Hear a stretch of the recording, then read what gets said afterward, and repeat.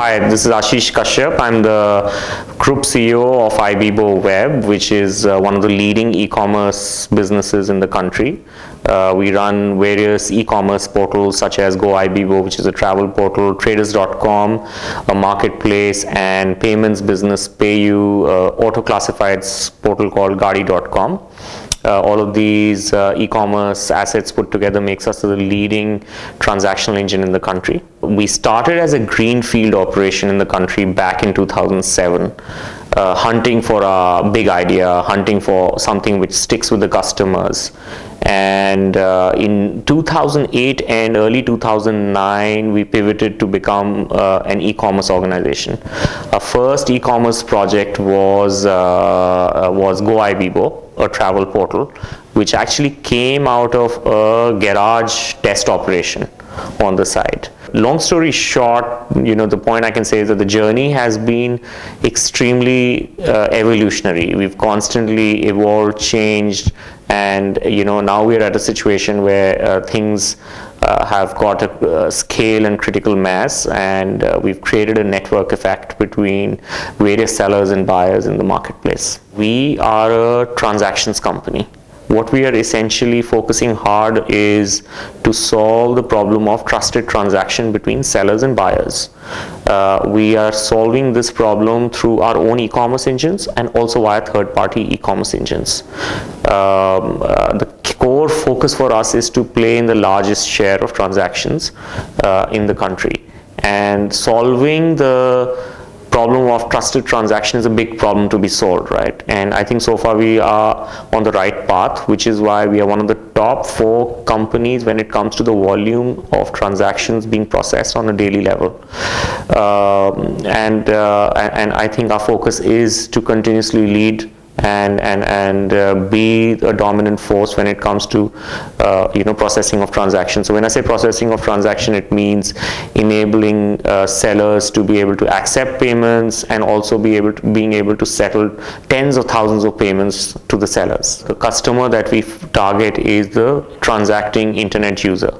So currently the transacting internet user in the country is roughly 18 million of the 100-odd million internet users.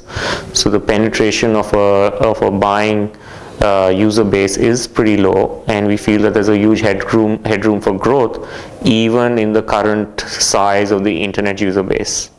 Of course, the internet user base is also going to grow. So this creates a very, very exciting opportunity. So if we were to be, for example, processing 100,000 transactions today's date, if we know that even if the market penetration of transacting users was to increase by 3 times, and we were to keep a pace, that makes us at, like, say, 300,000 transactions a day, which is serious scale which we process. So I think the future is very exciting. There's a huge headroom for growth. It's still under-penetrated. The nice thing is all the pieces of ecosystem are coming together, be it in terms of supply of talent, entrepreneurs, early stage funds, accelerators, incubators. So all the key pieces of the puzzle in the ecosystem are coming together, which I think is the perfect signal for the future. There is an ecosystem of angel investors, incubators, accelerators, and platforms such as ours, which have got created, which enable a lot of entrepreneurs to get started. This was not absent. This was absolutely absent earlier. So this is the first big change which has happened over the last year or 2 years' time. When it comes to consumer internet, the nice thing is that there aren't any big restrictions at a very basic level. So if you really look at it, consumer internet businesses which either collect an advertising fee or they collect a commission or a service fee or sell a non-tangible service, there aren't any restrictions, and that's pretty broad-based, and that's pretty encouraging, right? So getting an internet business to get started in a country like India is fairly easy, and I think is easier than many countries. Overall, I feel that for consumer internet, the regulatory framework and to get things started is pretty friendly vis-a-vis many nations in the world. So I think Brand India is very important for the world from a couple of contexts. I think context number 1 is supply of talent. one of the big recognitions is, I travel across the world, and one of the big recognitions is that India has a great supply of talent. And in various genres, whether it is engineering or whether it is medicine, there are lots of wide categories where there's a good amount of talent supply available. That's one. And second is that not only is this talent available, it's also pretty well educated. One of the things, I see in comparison, India is one country where people take education really seriously, and lots of people focus hard on getting proper education, and then leveraging the same in their professional lives.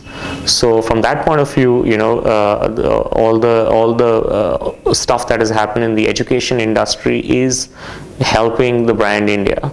And I think India continues to get recognized on a global platform as a place for talent, and also growing volume of entrepreneurs.